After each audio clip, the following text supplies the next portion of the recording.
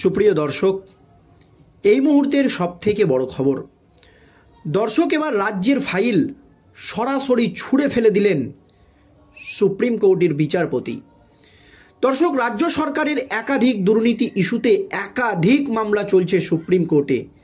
26,000 চাকরি বাতিলের মামলা থেকে শুরু করে গরু পাচার, কয়লা পাচার, এমনকি আরজি করের মতো নৃশংস হত্যাকাণ্ডের মামলাও সুপ্রিম কোর্টে চলছে।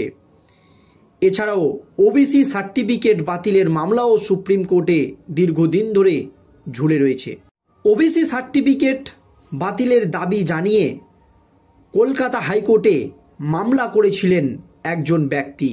কারণ একজন বিশেষ সম্প্রদায়কে ভোট ব্যাংক হিসাবে ব্যবহার করছে এবং তাদেরকে ধর্মের ভিত্তিতে সংরক্ষণ দেওয়া হচ্ছে, এমনই দাবি উঠেছিল কলকাতা হাইকোর্টে।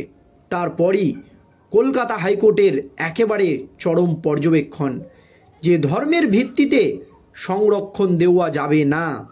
তারপরই রাজ্যের প্রায় 12 লক্ষ ওবিসি সার্টিফিকেট বাতিলের নির্দেশ দিয়েছিল কলকাতা হাইকোর্টের বিচারপতি। তারপরই কলকাতা হাইকোর্টের সেই রায়কে চ্যালেঞ্জ করে সুপ্রিম কোর্টের দ্বারস্থ হয় রাজ্য সরকার।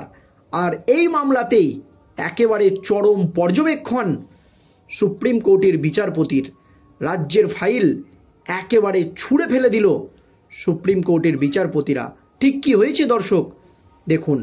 রাজ্যের 12 লক্ষ ওবিসি শংসাপত্র বাতিল সংক্রান্ত একটি মামলা খারিজ করে দিল সুপ্রিম কোর্ট। ওবিসি শংসাপত্র বাতিল সংক্রান্ত মামলা অনেক দিন ধরেই চলছে শীর্ষ আদালতে। তার মধ্যে সম্প্রতি এ বিষয়ে একটি নতুন মামলা দায়ের হয়। ওবিসি শংসাপত্রের বিষয়ে গত 6 জানুয়ারি দায়ের হওয়া একটি মামলা খারিজ করে দিয়েছে সুপ্রিম কোর্ট। গত 31 জানুয়ারি ওই মামলায় বিচারপতি বি.আর. গভাই এবং বিচারপতি আগাস্টিন জর্জ মাসিহার বেঞ্চ জানায়, ওবিসি শংসাপত্র বাতিল নিয়ে কলকাতা হাইকোর্ট যে রায় দিয়েছে তাতে হস্তক্ষেপ করবে না সুপ্রিম কোর্ট। গত বছর 22 মে বিচারপতি রাজাশেখর মান্থা এবং বিচারপতি তপব্রত চক্রবর্তী ডিভিশন বেঞ্চে রাজ্যের প্রায় 12 লক্ষ ওবিসি সার্টিফিকেট বাতিল করে দেয়। হাইকোর্ট জানায় 2010 সালের পর থেকে পদ্ধতি মেনে ওই সব সার্টিফিকেট তৈরি করা হয়নি। ওই রায়কে চ্যালেঞ্জ করে সুপ্রিম কোর্টে যায় রাজ্য। পরের রায়কে চ্যালেঞ্জ করে পশ্চিমবঙ্গের অনগ্রসর শ্রেণীর কমিশনও। সেই মামলার শুনানি শীর্ষ আদালতে চলছে। 18 ফেব্রুয়ারি পরবর্তী শুনানি রয়েছে। সেটিরও শুনানি হচ্ছে বিচারপতি বি.আর. গভাইয়ের বেঞ্চে। এরই মধ্যে এ বিষয়ে নতুন করে দায়ের হওয়া মামলা খারিজ করে দিল শীর্ষ আদালত। ওবিসি শংসাপত্র বিষয়ে হাইকোর্টে মামলাটি করেছিল অমল কুমার দাস। ওই মামলায় তার পক্ষে রায় দেয় হাইকোর্ট। বাতিলের নির্দেশ দেওয়া হয় প্রায় 12 লক্ষ ওবিসি শংসাপত্র। ওই রায়কে চ্যালেঞ্জ করে প্রথম সুপ্রিম কোর্টে যায় রাজ্য। শীর্ষ আদালতে মূল মামলাটি চলছে রাজ্য সরকার বনাম অমল কুমার দাসের। এরই মধ্যে কলকাতা হাইকোর্টের নির্দেশকে চ্যালেঞ্জ করে 6 জানুয়ারি নতুন মামলা করে অবনী কুমার ঘোষ।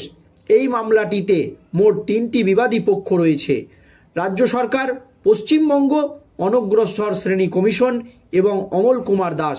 নতুন মামলাটিতে শীর্ষ আদালত জানিয়ে দিয়েছে হাইকোর্টের রায়ে হস্তক্ষেপ করা হবে না।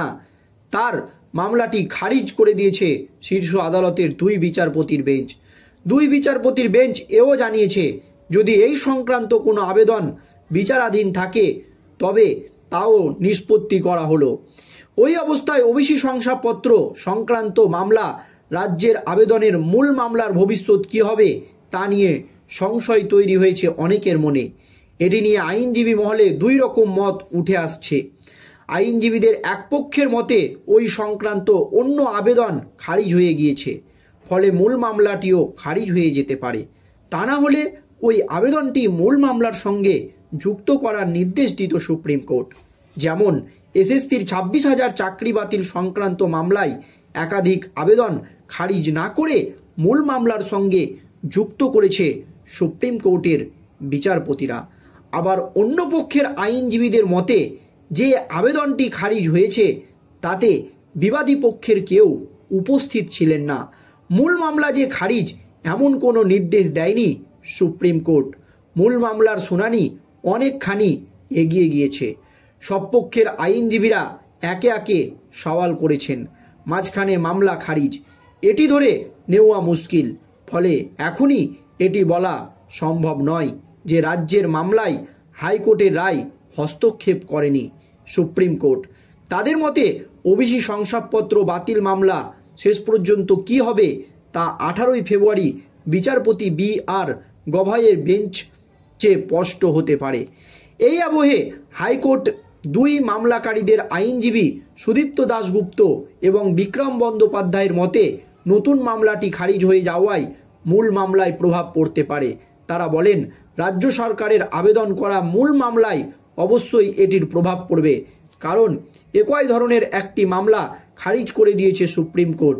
বিচারাধীন মামলাটিতেও তার প্রভাব পড়বে। সুদীপ্ত জানান, একই নির্দেশের প্রেক্ষিতে একটি মামলা খারিজ হয়ে গিয়েছে, তখনও মূল মামলাটি খারিজ করার জন্য তারা আদালতে আবেদন জানাবেন। হাইকোর্টের রায়ের পর সুপ্রিম কোর্টেও এ বিষয়ে একটি মামলা করেন আইনজীবী ফিরদৌস শামীমও। তিনিও মনে করেছেন মূল মামলার ওপর এই নির্দেশের প্রভাব পড়তে পারে। তিনি বলেন, মূল মামলাটি এখন চলছে, কিন্তু এর মধ্যে নতুন একটি মামলা খারিজ হয়ে গিয়েছে। তাৎপর্যপূর্ণভাবে ওই মামলায় রাজ্য সরকার অনুপস্থিত। কোনো স্পেশাল লিট পিটিশনের সময়ে ক্যাবিনেট দাখিল করা না থাকলে তাদের সেই মামলা যুক্ত করা হয় না। কিন্তু রাজ্যের তো নিজস্ব স্ট্যান্ডিং কাউন্সিলিং রয়েছে। কোন কোন মামলা রাজ্যের বিরুদ্ধে সেগুলি দেখার জন্য রাজ্যের নিজস্ব স্ট্যান্ডিং কাউন্সিল থাকে। একটি মামলা খারিজ হয়ে যাওয়া সত্ত্বেও রাজ্য সেখানে উপস্থিত হয়ে জানাবেন না মূল মামলার কথা। তারা সেটি না জানানোর ফলে অন্য পক্ষ পরের শুনানিতে দেখাবে মামলাটি খারিজ হয়ে গিয়েছে। ফিরদৌসের দাবি, রাজ্য অনুপস্থিত থেকে একটি পক্ষকে মামলায় সাহায্য করে দিচ্ছে, মানে রাজ্য অনুপস্থিত থেকে একটি পক্ষকে মামলা করাতে সাহায্য করছে, মানে এই ব্যক্তিকে মামলা করাতে সাহায্য করেছে, এমনই কিন্তু আশঙ্কা করছে আইনজীবী ফিরদৌস শামীম। আর এই আবহে সেই ব্যক্তির আবেদন একেবারে সরাসরি খারিজ করে দিলেন সুপ্রিম কোর্টের বিচারপতিরা। এতে করে অস্বস্তি বাড়ল রাজ্য সরকারের এবং মুখ্যমন্ত্রী মমতা ব্যানার্জি।